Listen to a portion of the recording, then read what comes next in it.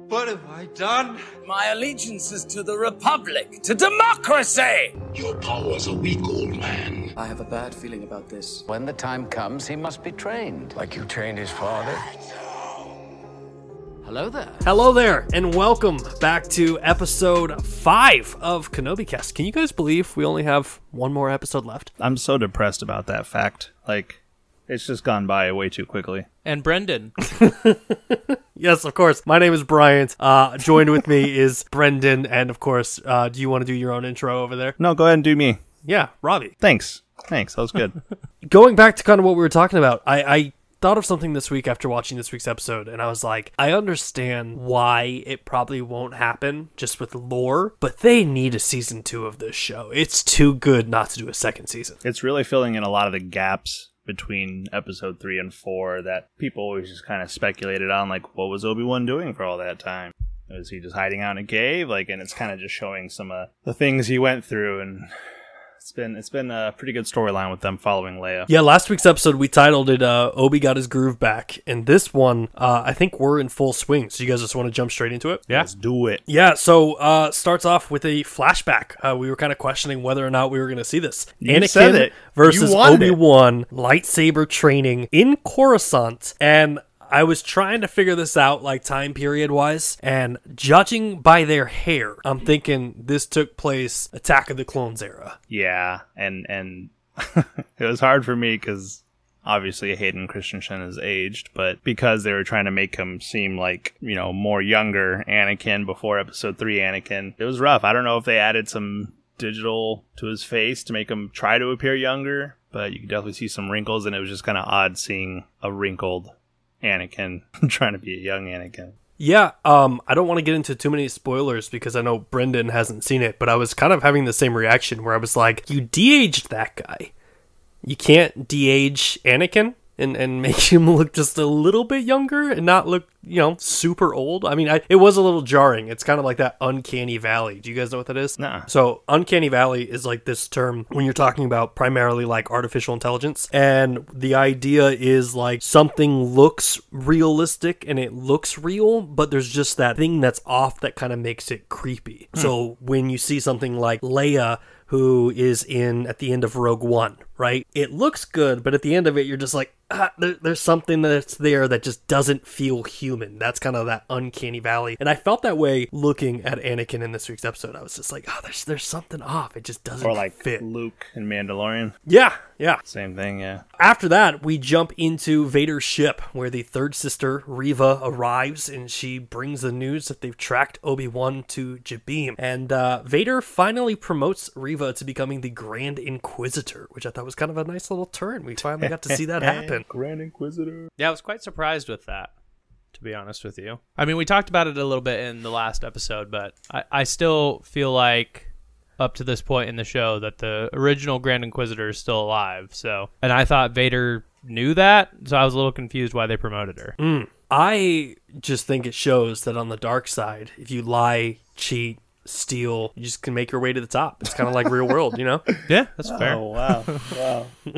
Now we're back on Jabiim, and Obi-Wan, Leia, Roken, and Tala kind of arrive back on the planet. We see all these refugees that are waiting to leave the planet for safe passage, and we get to see Haja again, which I did not think we were going to see Haja ever again in this series. I thought we were kind of one and done with, but he's on the planet. He's like, hey, ever since I, confronted Reva, I'm being hunted. Now I know what it feels like to be like a Jedi. And then he drops the line that I thought was kind of funny, that he looks around at all these people seeking refuge, and he's like, I could probably make a good living. Yeah, that part was interesting because I definitely thought we were going to see more of Haja, and even Brendan had made the comment like, nah, they don't kill comic relief, yada, yada, yada.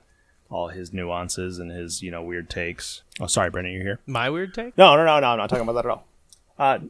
Just kidding. Haja being back, I was like, oh, dang, because after, I think it was episode 2 we saw him. After, episode 3 and 4, I was like, oh, yeah, we're probably not going to see him again. I felt the same way. But I did think it was interesting that he said, I could definitely make money here. Whether is he planning on pretending to be a Jedi again? Or because I thought he was really, truly helping refugees get to the path, but now I'm starting to question if that was it or not, if he is part of that or not.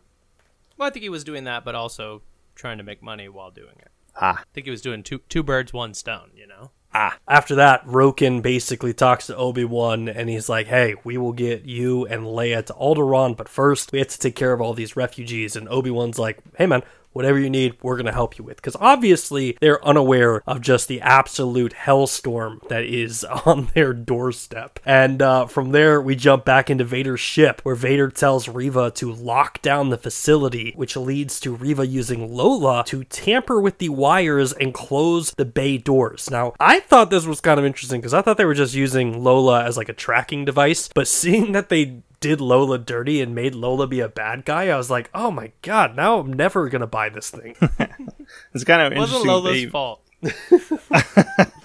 It is kind of interesting they even have like Lola as a merchandise item, because I feel like even in the previous Star Wars movies that we've seen with different droids like R2 and BB-8 and stuff, they've been a little bit more part of the story, I guess, and kind of helped out the heroes in some aspect. And then all of a sudden Lola's just she really hasn't done anything except just be a burden for everybody. Yeah, but they like to sell things, so Yeah. cute little robots sell. Sell Ned B, That's okay? what I was Sell saying, man. Ned B. Let me buy a Ned B. You just like bring in my groceries when I come home and pick up my Amazon boxes. Yeah, I'm all for that. Diapers are heavy, man. We jump back to where Obi-Wan is, and he's looking at the carvings from the previous Jedis and travelers that are there. And I don't know if it was him reading it or whether it was like a Force ghost, so I'm interested to hear what you guys have to say. But we hear that line again that says, the light will fade, but it is never forgotten. Do you think that was a Force ghost, or do you think he was reading that aloud? No, I thought he was reading it aloud. And I actually was going to ask you, Brian, if that was supposed to be something from Clone Wars or something that was said before, because they did kind of make a big deal about it, about the light will fade but is never forgotten. And I was really trying to see, like, is this just kind of representation of, you know, this show and how, you know, sometimes you can disconnect yourself from the Force, but you can always, you know, come back to it, or because they've done a lot of things about, like, even Tala had made mentions in previous episodes about don't forget things, and, you know, the past may be troublesome, but you don't forget it and things like that. So I wasn't exactly sure if that had deeper meaning other than what we've kind of seen in the show. They've never mentioned it in Clone Wars. Okay. I have a theory that that quote is about Anakin, that the light will fade, but it's never forgotten. That, like, Anakin might be evil, but there's still good in him. That's my theory, because like Padme is like there's still good in him, Obi-Wan, and then, you know, you look at the end of it when like Luke is on like Return of the Jedi, he still believes that there's good in his father. So I think that that's the whole theory, is like, you know, even though the light has faded in Anakin, it's never going to be forgotten. Like, there's still good in him. But that's just my. That's a good point. That actually makes that make a lot more sense and kind of slowly puts everything together and ties everything together with, you know, Vader eventually becoming good in Episode 6. Spoiler alert. I also have a second part to that theory that completely just delegitimizes anything that sounds good. So we'll get into that. We'll get into that later in the episode, because it has to do with getting stabbed in the stomach. Okay. We also, in this moment, get to see a ton of like abandoned lightsabers and Jedi robes, which was kind of depressing. And then we find out that an Imperial destroyer has arrived in orbit, and everyone starts to panic, and Obi-Wan immediately knows that it's Vader. We get this quote where he says he will attack next. He won't have the patience for a siege. And everyone's kind of like, how do you know that? And then we jump back into a flashback. I legit thought we were just going to get a flashback in the beginning of the episode. So when we got a second one, I was like, let's go. And we see the lightsaber battle continuing, where Anakin is being completely impatient and Obi-Wan's kind of able to use the Force to get around. Yeah, he was definitely showing big signs of like the dark side, with, you know, his signs of anger and having no patience in the duel and just wanting to win and just being very, very aggressive. And even I thought was kind of cool, they did a couple moments of him kind of beating down against Obi-Wan, kind of like they showed with the Darth Vader and Obi-Wan scene from the third episode, of him just beating down onto the lightsaber when Obi was defending. It was kind of that same strike, and I thought that was kind of a nice little call. Brendan, I'm curious, because like would you call yourself like a fan of Vader? Like, that's your favorite character? No, I mean, I just always like, as a bad guy character, he always just kind of fascinated me. I don't. That's the easiest way I could put it. Because, like, what I'm finding really cool about this series is I've always had a hard time understanding where Anakin turns from, like, this cool Jedi into just like this complete monster, you know, and we kind of get to see it a little bit in like episode 3, but we never really get to fully see like, man, what triggered this guy? Like it felt like such a big jump that I was like, I don't understand what justified this change other than trying to save Padme. And with Clone Wars, like, I get it, like they showed a couple things like in regards to Ahsoka and other things with the Jedi Council not trusting him, but I kind of like these flashbacks and this show because it kind of explains a little more of like, oh man, Anakin was kind of getting the short end of the stick, you know, even after the end of this lightsaber battle, he's like, you're still going to remain a Padawan, and he's just like, I'm done. I'm already clearly more skilled than you, and I still have to be a Padawan. Yeah, but at the same time, though, they definitely did show it. I mean, even like in episode 2, at the end of Attack of the Clones, Anakin was holding his own pretty well against Count Dooku, but it was because he was just so inexperienced, and he just was going at it, which was a lot of what he was doing in this fight with Obi-Wan, which might have taken place before, you know, the whole fight with Dooku, and that might further lead into exactly why that's not the right way to go. But he just went head into the fight. He got his arm cut off. Like, he was not thinking and using his mind. He just was trying to rely on his skill and his anger to get the job done, and that's Obi-Wan was trying to teach him a different way. And I do like what you said. They are showing more of what kind of turned Anakin over to the dark side, which is kind of nice to see. We must have watched different movies because the whole first 3 movies explain why he goes to the dark side. Yeah, but you got to think about it. He comes from like this hopeful Jedi that's like, you know, I feel like people should be forced to, you know, believe in things. We should outlaw slavery. I hate the sand. Like, I'm in love with Padme. You know, I want to kill the Sith. And then we're just like, immediately he's force choking his baby mama, blowing up planets. You know, it's just like, I'm like, where did that happen? Like, that's such a big character change. He murdered like all the sand people. He even killed all the kids. True. That was like the start of his downfall, was him finding his mom there. That's true. Yeah. I might just have to rewatch them for like the 12th time to maybe kind of let it sink in on that end. But Vader is on his ship and he basically says, begin the attack. And we see the stormtroopers descend on Jabiim, and Obi-Wan takes charge and gives kind of a nonchalant little like last stand speech. Where General Kenobi! Yeah, General Kenobi, and he's giving like rallying the troops, and it was a good speech, but it's also one of those that just felt very like lackluster. And he's like, if we try to fight against them, if we try to stand up, we're going to die. And I'm just like, oof, like I don't want to be in the trenches with that guy. Yeah, way to really rally the troops there, Obi-Wan. And then Roken gets approached by Obi-Wan, and he's like, how much time do you need? And Roken says like, oh, I'll probably need like 3 to 4 hours to fix it. And Obi-Wan's like, you have 1. You have 1 hour to fix this. Gotta get going, Roken. Reva and the stormtroopers begin their siege, shooting cannons into the outside doors. Leia tells Roken that she needs a ladder because obviously Princess Leia is like, you know what, I'm just gonna fix this myself. And so she climbs into the vents trying to repair the bay doors. And Obi-Wan, then his little pager goes off, and it's Bail Organa. And essentially Bail is like, hey, I haven't heard from you in a while. If you are found, and if Vader finds you and finds out about the children, I will head to Tatooine. Owen will need help with the boy. And that's going to become very important later on in the episode. I love how you called it a pager, because that's exactly what I wrote down too, and I know you made that comment before this. But space pager, man, is what it is. After that call, Tala walks in, and she sees that Obi-Wan is clearly distressed, and she shares a story about when she was in the Empire, and she was responsible for rounding up 14 people, and it included a bunch of Force-sensitive people, and she thought the Inquisitors were just going to throw them in jail and kind of just arrest them, but then she saw all 14 of those people get killed, and she basically says to Obi-Wan, some things you can't forget, but you can fight to make them better. Which I thought was a really heartfelt moment, and then it gets disrupted by Roken, who comes in and he's like, hey guys, I see that you're having a cute moment here, there's clearly some sexual tension between the two of you, we got some trouble, stormtroopers are about to break through the door. What's interesting about that was she had said it was 4 families. She said it was 4 families that were Force sensitive, and that's all she knew.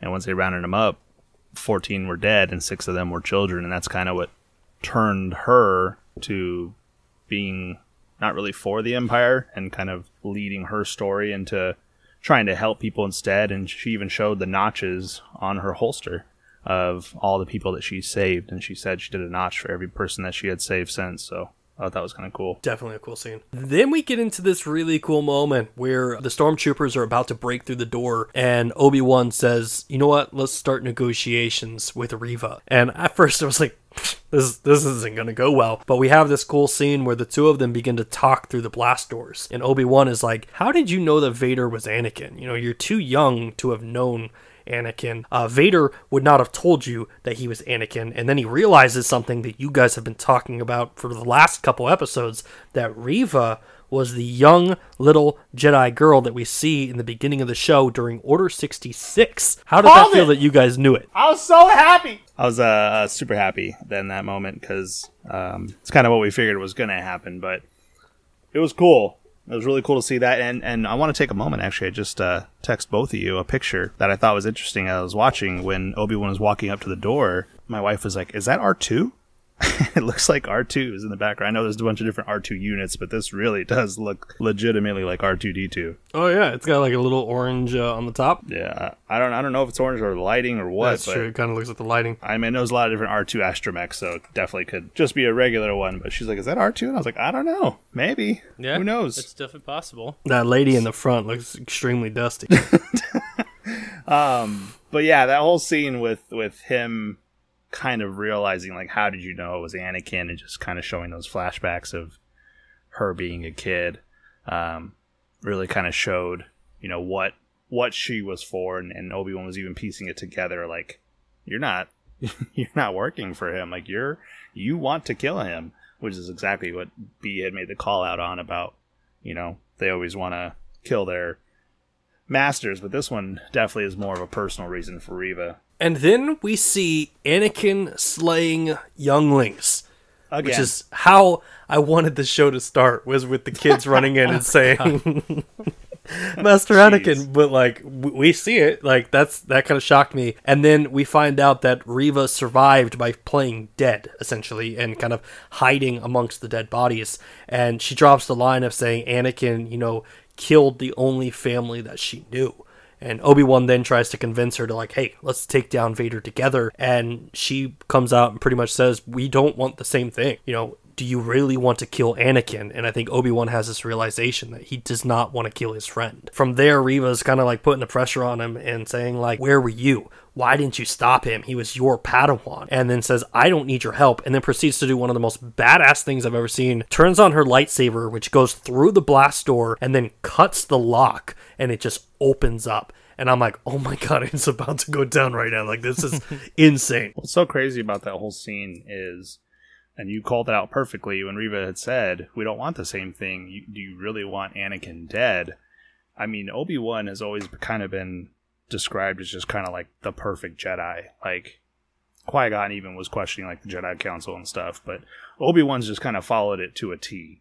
Like, he's just followed everything about the Jedi Order and everything. He's always just kind of embodied that full Jedi Knight mentality of everything. I mean, you rarely see him want revenge or anything like that. And even with all these terrible things Anakin has done, he still can't bring himself to kill his Padawan, his friend. I mean, even in A New Hope, you know, he died on purpose, essentially, to help Luke. And it was like, he really just is not any way, shape, or form going to lean towards that Sith side and want any sort of revenge. So it was cool. I liked her call out, though, where she's like, where were you? Where were you when all this was going down? Killing General Grievous, you ungrateful Jedi. Destroying the CIS. just demolishing all the droid armies. But yeah, let's not talk about that. You know, one thing kind of going back to, like, you know, not being able to kill Vader, that New Hope lightsaber fight, I watched it recently, like the original kind of, and I'm like, man, I don't want them to change things, but when you look at that original lightsaber fight, you're just kind of like, you guys need to spruce this up a little bit. Like, there needs to be a little more action. Oh, yeah, my brother and I complain about that all the time with the old movies. They're basically just swinging sticks around. Yeah. It's terrible. You compare them to, like, the lightsaber fights that you see nowadays in the episodes 1, 2, and 3. It's just so much different. Obi-Wan then, after the doors open up, Obi-Wan pushes Reva back and knocks over some stormtroopers. And this moment for me was kind of like, okay, Obi-Wan's completely in tune with the Force. He's got his powers back, like he's ready to go. And Obi-Wan and the rebels retreat back into the tunnels to kind of get away from the stormtroopers. And we get this really intense lightsaber blaster fight that was kind of just like gritty, down and dirty. At one point, like, they're feet away from each other, yet they're still shooting at each other. And it brought the realization home that those blasters absolutely suck. Like, we gave Obi-Wan so much crap in the episode because he couldn't shoot the bounty hunters. And meanwhile, here are these rebels and stormtroopers literally maybe like 10 feet, 15 feet away from each other, and they can't shoot each other. You know what? I didn't even really pay attention to that fact, but you're exactly right. I was more concerned with how much Obi-Wan was waving his lightsaber around, and there's like all these people around him, and I was like, he's like doing crazy swing around moves, and I'm like, he's almost cutting all these people in half. But that's all I kept thinking about and just focusing on Obi-Wan. But yeah, you're exactly right. I mean, we don't see those types of fights too often where they're like right up on each other, but they were like in a small room. And everyone was missing. It was like one shot every 10 seconds connected. And then from there, we get our first death of the episode. So if you haven't watched it yet, spoiler alert, you might want to skip this section. Tala gets shot in the stomach and falls to her knees, and Obi-Wan's like, I'm gonna come rescue you, but then can't rescue her. And instead, this causes Ned B to just go ham on stormtroopers, lifting them up, slamming them into the ceiling. Awesome moment right there. And then he is able to cover her and protect her long enough where she's able to pull out a thermal detonator and sets it off, buying Obi-Wan and the rebels time, but killing herself. R.I.P. You know what? I feel like they keep doing that. They keep doing that in these Star Wars shows and movies where it's like they make you really like a certain droid and then they just kill them. Like, I really liked IG-11 in Mandalorian, the very first episode, when he's working with the Mando to like break into this building and they're like fighting all over the place, and he was just the comic relief from him trying to blow himself up constantly, and he was just a badass. And then he gets killed, and then like with Rogue One, I can't remember his name, was it K2, and he ends up getting killed, and then like now this with Ned B, and then he ends up like sacrificing. I'm like, oh, why you keep killing all these cool droids? You keep someone stupid like Lola. Because they can't sell those toys. I would totally buy a Ned B. You kidding me? Give me a Ned B to rock a stormtrooper. I like up to how the roof. you're so concerned about the droid, but we just lost Tala. That was really sad. Whatever. I don't know. I She's think a it's good kind of person. cool. Like, I think one of the cool things about Rogue One, right, was that we got heroes that weren't part of the Skywalker family. And they're so pivotal to the actual story. And, like, them dying was, like, impactful. And, like, I think Tala's kind of the same. It's like Tala was this character that even though we saw her for, 3 episodes, I think, we still became connected to her, and she had such an impact on this story. Like, if she didn't pull out this thermal detonator, Obi-Wan would not have gotten away from this scene. And so when you look at, like, the overall story, and again, That's this is not probably true. me, you don't think he would have got away? He was already in the hallway. He, like, came back out of the hallway to, like, try to save her. If anything, she put him at risk. If anything, And you she know what, should've B? just thrown the thermal detonator at them, not just held it. B, I can have all my concerns for these droids because you're the one that says, you need me to kill some younglings? I got you. I said that Okay. once and it was a joke. And it's recorded on audio for the rest of your life. Check out episode 2. Or was it episode 1? Which one was it? You know, I will point out, Brendan did just point out something really good. She could have thrown the thermal detonator, and as strong as Obi-Wan's become with the Force, he could have Force pulled her into the room to safety, but he didn't. Obi-Wan let Tala die. Tala wanted to die. Or Tala was trying to kill Obi-Wan in her last moments to serve the Empire. Oh, dang. We will Plot never twist. know. Yeah, but you also got to remember the type of fighter that Obi-Wan is, and as much as he is good with the Force, he was never a Force user Jedi. Like, he knows how to use it, but he has a blue lightsaber, which is the more for the combat skill. Pretty sure the green lightsaber is the one that is more where you're Force sensitive and you fight more with the Force. Really? Yeah, each color represents different things, and I can't remember exactly what it is. It's been a long time since I looked it up, but I'm fairly certain that the green one is the one that signifies you're more of the intelligent side, which is using the Force instead of just straight lightsaber dueling. But But again, I could be wrong. Somebody feel free to correct me. I know you're on to something because I know Ahsoka has white lightsabers towards the end, and the main reason for that is like she's a Force user, not a Jedi.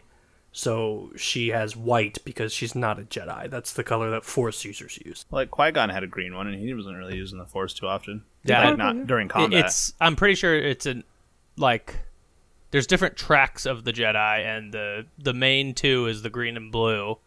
Blue is generally more combat focused, if I remember correctly, and green is more intelligence focused. And red is just evil.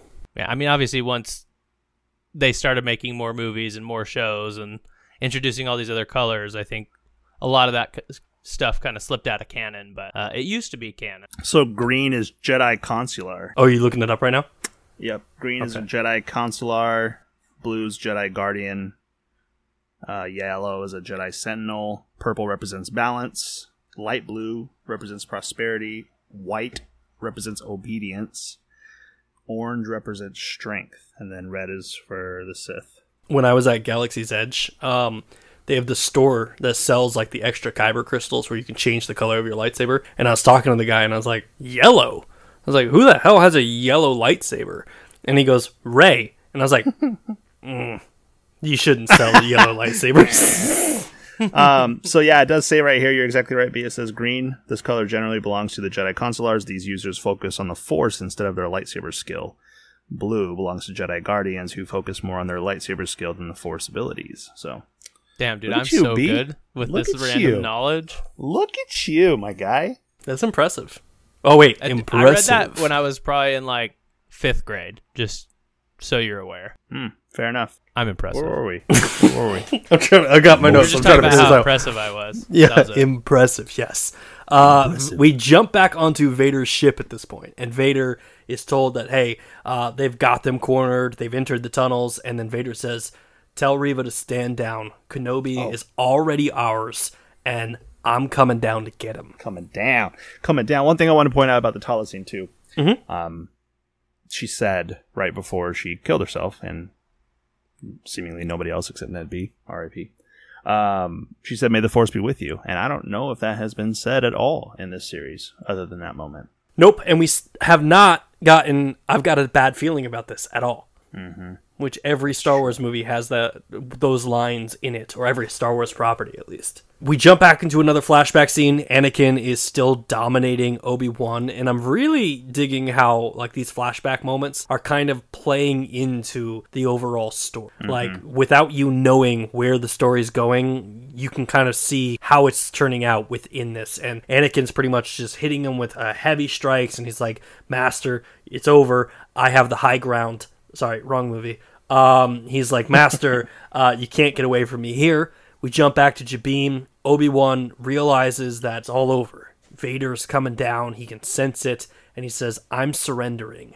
And he hands over his lightsaber, his blaster, and his pager to Haja and says, look after Leia. Roken's like, you gotta be out of your frickin' mind. You're gonna go fight Vader without any weapons? To which Obi-Wan says, there are other ways to fight. So Obi-Wan walks out, gets captured by the stormtroopers. He's brought to Reva. She drops this line, and there's this moment that I absolutely love from this episode where she says, Vader's on his way. You're going to die soon. And Obi-Wan just looks at her with a straight face and says, you're not bringing him to me. I'm bringing him to you. Yeah, that moment was awesome. Obi-Wan then kind of pleads, saying, hey, there's families back there. Are you going to let Vader kill them just like he did to your families or to your family at the Jedi Temple? What he did to you was wrong. We could end this together. Reva says, what makes you think that he won't sense or see this coming? And Obi-Wan says he'll be so blinded by me. Like, all he's going to see is me, that he'll be distracted. Reva then kind of shakes it off, orders the stormtroopers to take Obi-Wan back inside. And we come back to our final oh no, not our final flashback. We've got two more flashbacks. We got this one, back on Coruscant, the lightsaber battle. Obi-Wan loses his lightsaber in a way that I've never seen before. Like, he's holding it down and Anakin slices it and he kind of flies in air. And Anakin's like, it's over. I won. And Obi-Wan says, your need for victory blinds you, which I believe in writing is considered foreshadowing, because that's what we're about to get. They did a really good job with the flashbacks, like, moving throughout the story. And, like, that single battle or training battle signifying what was happening in this episode. Yeah, that's what Brian just said like 5 minutes ago. Oh. You gotta pay attention, B. No, but going back to it, I really don't remember him saying that. I literally just said like that exact same thing. Oh, my bad. No, you're good, man. Don't worry. Oh, you know what I think is really interesting is there's green lightsabers, and those are for the people who are strong with lightsaber skills, and blue are for force users. Whatever. It was probably when I was looking up the scene because I was... So, I'll tell you why I was probably distracted because I guarantee I know exactly when you said it. I was re-looking at the scene of the flashback because when I watched the show, I was thinking that the flashback was somewhere between episode 2 and episode 3. But then Robbie made a comment at the beginning of the recording that when he fought Dooku, he lost his hand. Oh. So I went back to look to see, did he have a regular hand or a metal hand? And he had 2 regular hands. So therefore... Boom. It was before he fought Dooku. I drink and I know things, B. I'm going to throw this in there. I think it was before they got called to go guard Padme. Ooh. No way. Yeah, I think the outfits that they're wearing are the same outfits that they are wearing when they go meet Padme. Maybe. That's just me. When I first saw the scene, I thought it was between episode 2 and 3. You turned so quick. You're like, no way. Yeah, they're wearing. Well, but what he said, it kind of makes sense. Because, I mean, think about it. If he's not missing a hand, that kind of eliminates, like, post-Clone Wars or post-attacks, so it has to be. And there's no way that they're, like, trying to protect Padme, and they're like, let's go hit sticks. Like, let's go. Post Malone Wars. Guys, we finally have it. Vader arrives on Jabiim, demands to see Obi-Wan, and Reva's like, hey, he's inside the cave, go get him. We go inside, and Obi-Wan has escaped, and he's taken down the stormtroopers, and he's kind of running back to the ship. Leia finally discovers the problem, and that gosh darn robot Lola attacks her. Like, how dare you? And Layla discovers there's a restraining bolt on the actual robot, so she takes it off. She's able to kind of... What? Restraining bolt? What? Yeah, you didn't hear her? Is that what she said? She's like, there's a restraining bolt. It's like that same thing that Luke put on R2 in A New Hope to cause him, like, to stop him from running away. Interesting. Yeah, so she takes the restraining bolt off. No, I watched this episode 3 times. It's such a good episode. It was. She takes it off. She's able to kind of figure out what's going on with the bay doors. She opens up the bay doors. Vader then realizes that Obi-Wan has taken down the stormtroopers, and then he's like, okay, I gotta find this guy. So he starts heading deeper and deeper into the tunnels to find him. The rebels are loading up the ship to escape. Obi-Wan finally comes to the door. He grabs Leia. Let's get on the ship. Haja is then running to the ship, and we see the pager drop to the ground. Key moment. We'll come back to that a little later. Vader then comes in and he sees the ship taking off, and he does what I wanted to see Reva do in the last episode, and he grabs it. He force grabs the ship and pulls it back down to the surface, just like Starkiller did in Force Unleashed. I watched that, by the way. You sent me that clip, and I watched that. I guess it's a much bigger ship, but I wish it had been done more like how Vader did it, because in that game, it was like 8 minutes of him pulling the thing down. I was like, come on, let's go. But I was literally like jumping up in my seat, screaming like a schoolgirl. I was so excited to see Vader just with this ruthless mentality of just grabbing the ship. I was like, oh, he caught it! He grabbed it! And then he just brings it and slams it down, and he's just ripping the hull open. And I was just like, oh my God, just the fury, the raw fury from Vader was just, I get it now, B. I get why you're, yes. Mm-hmm. I was rock hard. 6 to midnight. Yeah. It was just such a good scene, right? Because Anakin had power, but he couldn't use it because he was trying to be a good guy. Right, and every time that he tried to use his power, his masters were like, oh, you're a little bit crazy. You probably shouldn't be using that type of power. We don't trust you.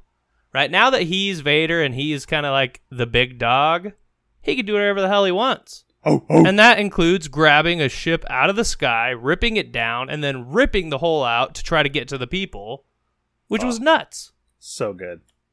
And that's what we've missed. We go from the end of, Revenge of the Sith. Is it Revenge of the Sith, the third one?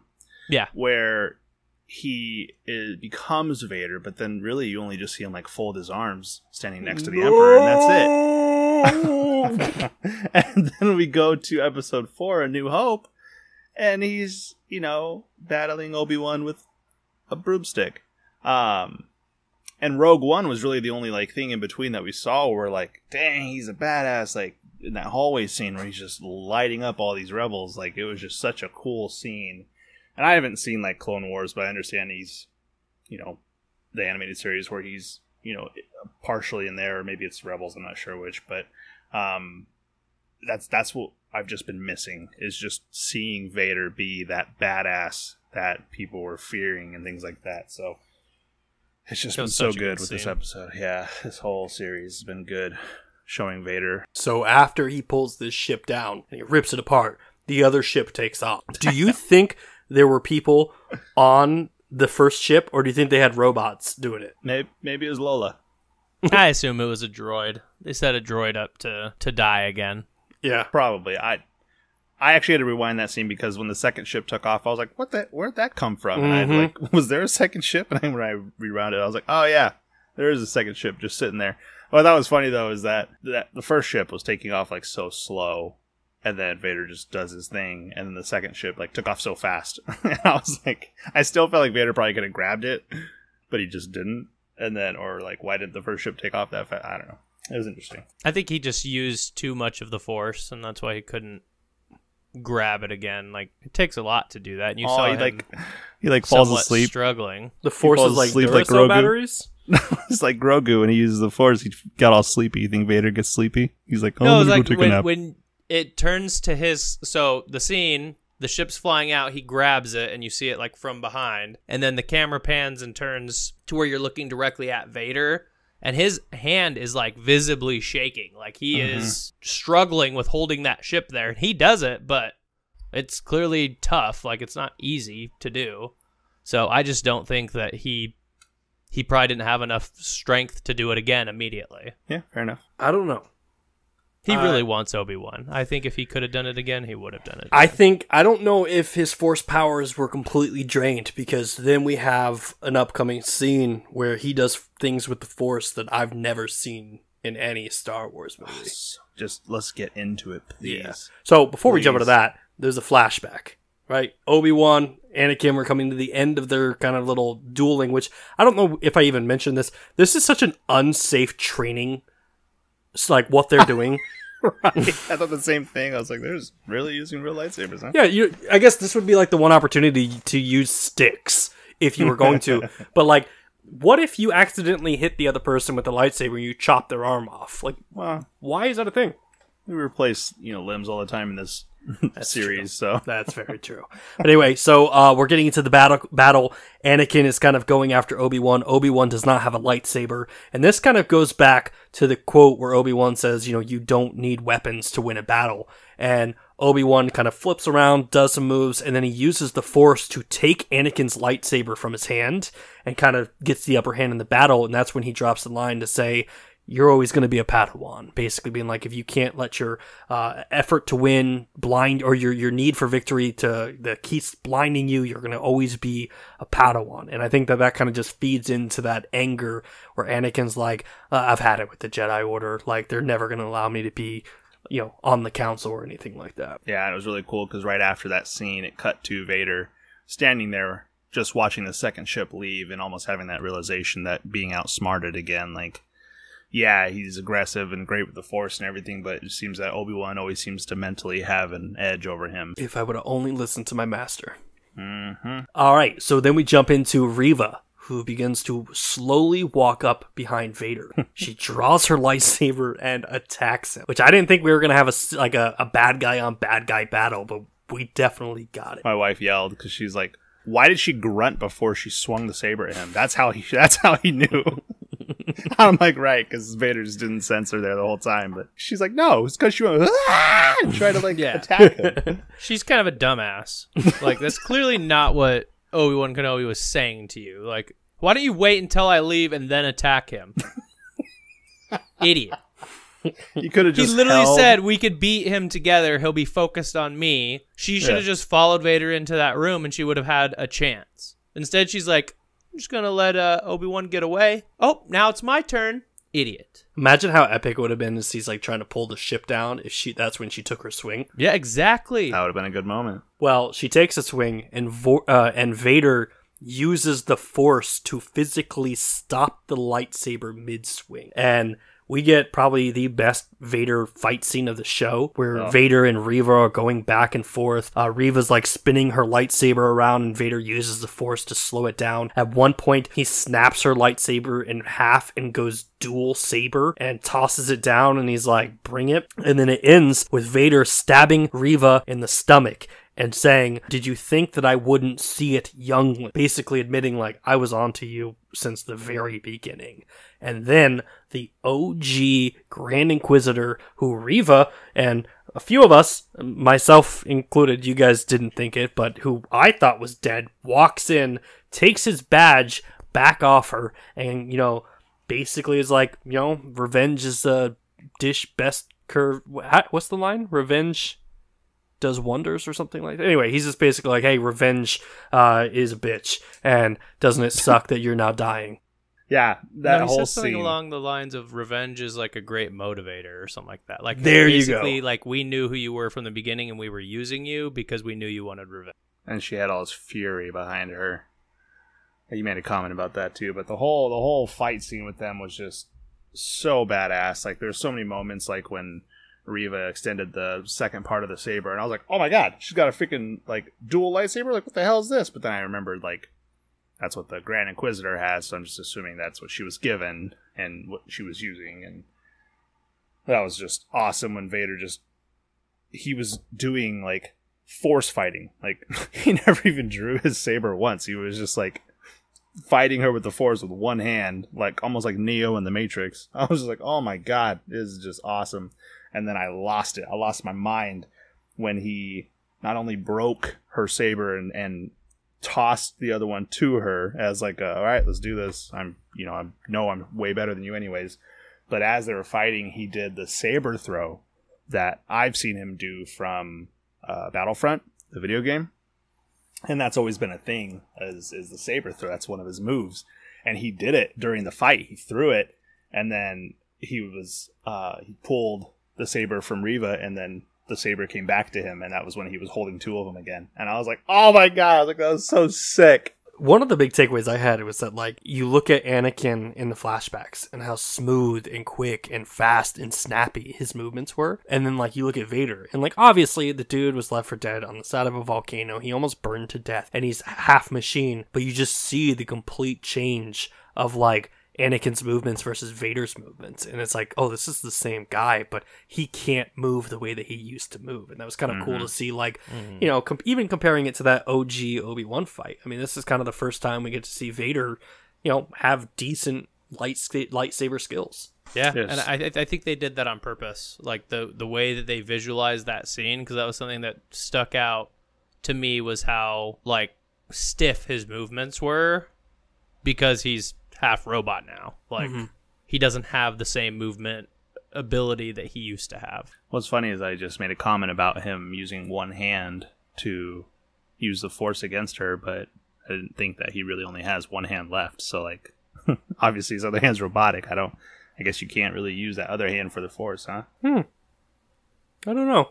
I have to go back and see if when he rips open the hole, if he uses both hands or just one. I never really thought about that. If you lose your hand, do you lose the power of using the Force? And it's a mind thing, I guess, but then what's with the hand in the air, From there, we go back to the Rebel ship, where we find out that the hyperdrive is broken, and Vader's Star Destroyer is right behind them. So Obi-Wan and Leia are not out of the storm. And we go back to Jabiim, where Reva, stabbed through the stomach, still alive, able to grab her lightsaber, and she sees the broken transponder the broken pager that Haja dropped to the ground. She powers it up and sees the message from Bail Organa that's talking about the children, Tatooine, Owen, who she met in the first episode, and we have to save the boy. And she has the realization that, holy crap, Leia, whoever this kid is on Tatooine, are they related to Anakin? Why is Obi-Wan protecting them? I'll go get this kid on Tatooine, and then I'll be able to get revenge on Obi-Wan. Because I think at that moment, and this is just my take, she probably, I think, feels like she got set up by Obi-Wan. She was kind of like a pawn in the overall play. I literally just realized right now, like, I literally wrote down, because Obi-Wan had said something's wrong, and then I was confused, like, was he worried that Vader was going to find out about the kids? Or was he concerned about Reva being hurt? Like, losing to Vader?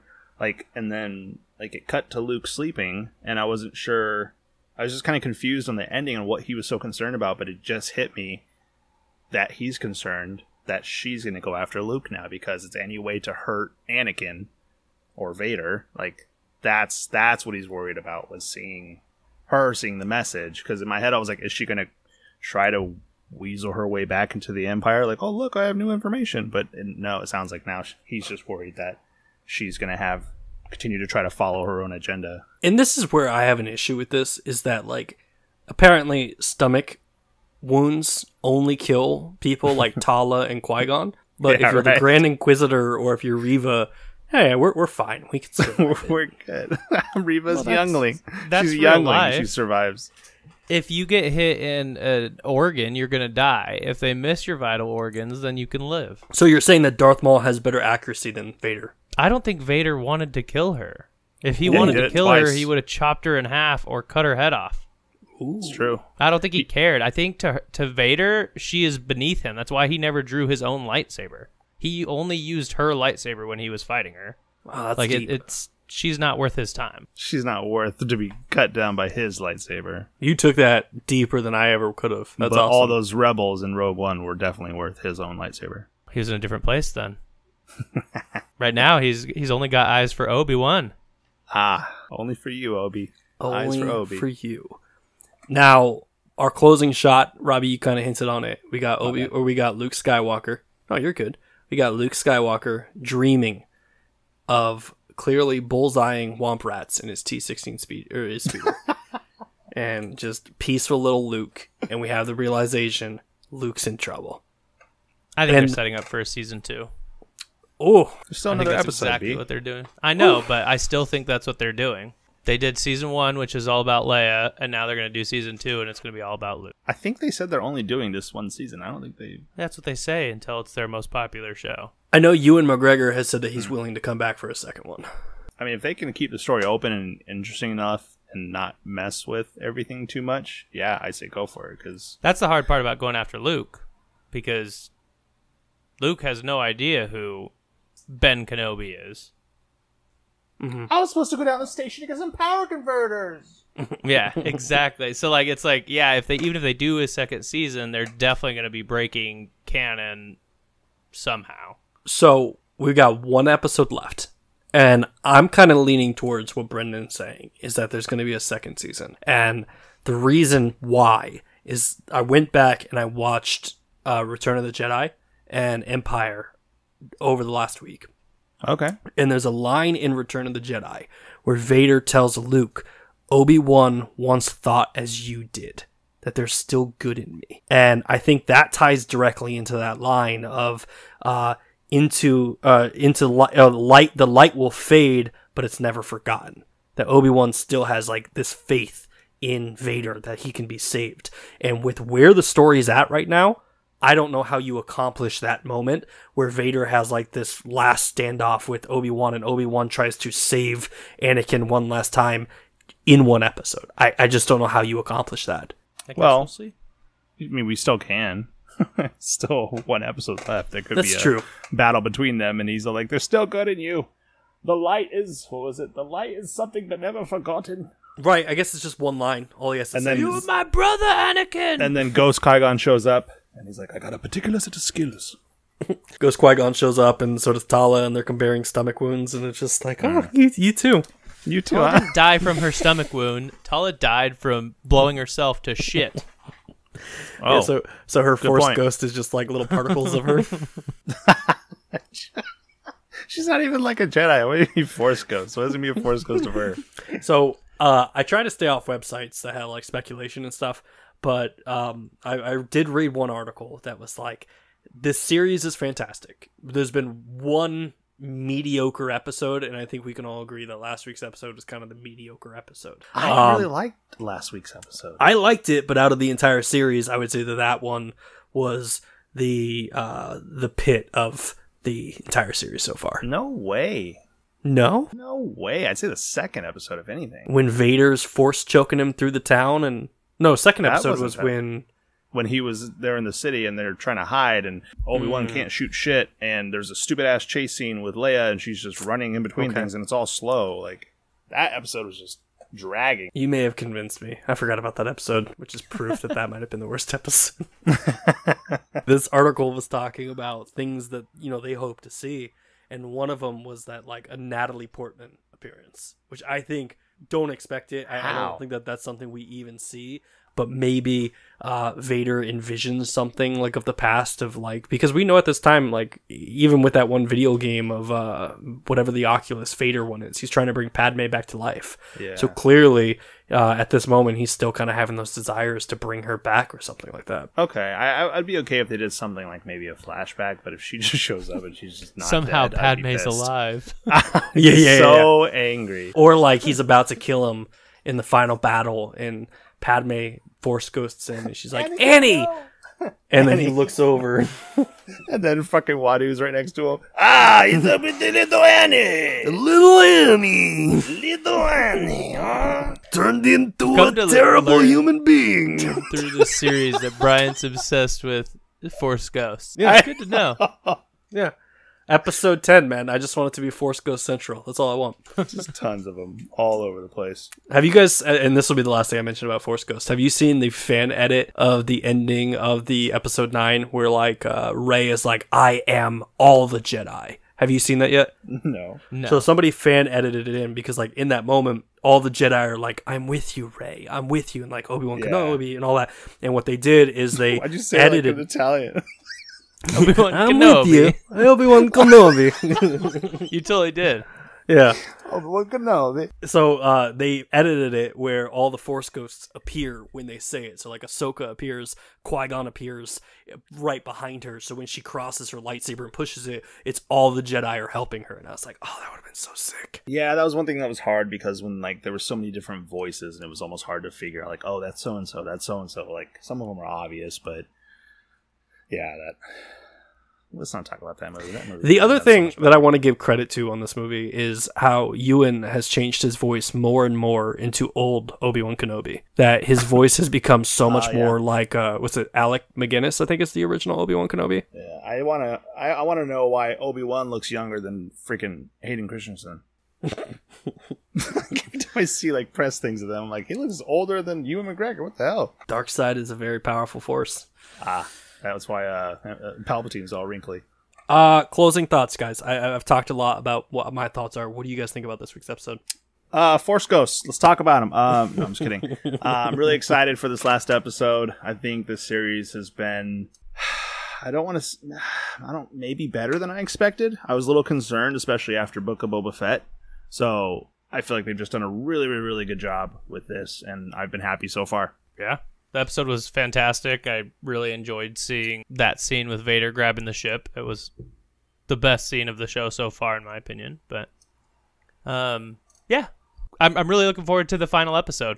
And I'm hoping it doesn't end on, like, one of those, aww moments. I want it to be, like, go out with a bang. So I guess that's a perfect segue. Expectations for the final episode. I mean, if you had to make a prediction, what do you think happens? This is tough because I don't know if Vader and them are... Oh, I guess they are still in pursuit of them. So there's going to be some sort of capturing of the ship. Obi-Wan's going to have to fight Vader. I think we will see a Qui-Gon ghost. And... oh, man. I think the series might end with Reva landing on Tatooine. And yeah, that might lead to a season 2. Ooh, I just got goosebumps. Yeah, that'd be such a good ending. What I think is going to happen.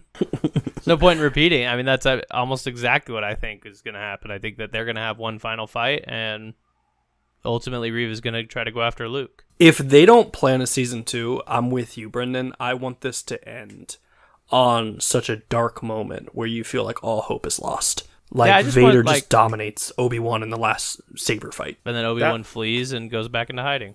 Yeah, that would have to be the ending if that were to happen. But there's also the line that says, the last time that we met, you were the master and I was the apprentice. So Obi-Wan might get the upper hand again in the last fight. True. Because of Qui-Gon Jinn. His ghost. Yeah. All right. I think that wraps up this week's episode. I appreciate you guys again watching and talking about Star Wars with us. And, thank you everybody who's been listening to this week's episode. We will be back next week for the final episode of Kenobi Cast. And until next time, my name is Bryant. Robbie, as always, may the Force be with you all. And Brendan. And we will hear you in the next episode. Thanks for listening, guys. Kenobi! Kenobi!